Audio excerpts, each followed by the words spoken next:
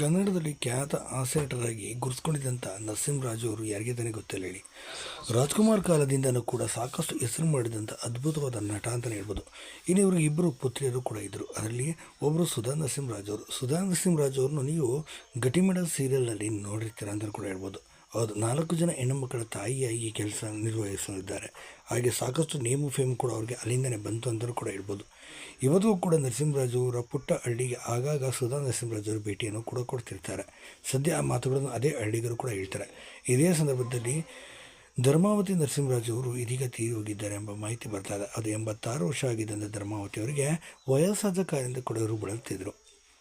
ಅವರು ಧರ್ಮಾವತಿಯವರು ನರಸಿಂಹರಾಜು ಅವರ ಮೊದಲನೇ ಪುತ್ರಿಯಾಗಿದ್ದಾರೆ. ಹಾಗೆ ಪ್ರೀತಿಯ ಪುತ್ರಿ ಕೂಡ ಆಗಿದ್ದಾರೆ ಅಂತ ಕೂಡ ಹೇಳ್ಬೋದು. ಇನ್ನಿವರು ಕಲಾರಂಗ ಕ್ಷೇತ್ರದಲ್ಲಿ ರಂಗಭೂಮಿಗೆ ಸಾಕಷ್ಟು ನಿರ್ಮಾಣವನ್ನು ಇವರೇ ಮಾಡಿದ್ದಾರೆ. ಹೌದು, ಸಾಕಷ್ಟು ರಂಗಭೂಮಿಯಲ್ಲಿ ಬರುವಂಥ ನಾಟಕಗಳಿಗೆ ನಿರ್ಮಾಣವನ್ನು ಇದೇ ಧರ್ಮಾವತಿಯವರು ನಿರ್ವಹಿಸಿದರು. ಸದ್ಯ ವಯಸ್ಸಾದ ಕಾಯಿಲೆಯಿಂದ ಇಂದು ಮುಂಜಾನೆ 4:30 ಸುಮಾರು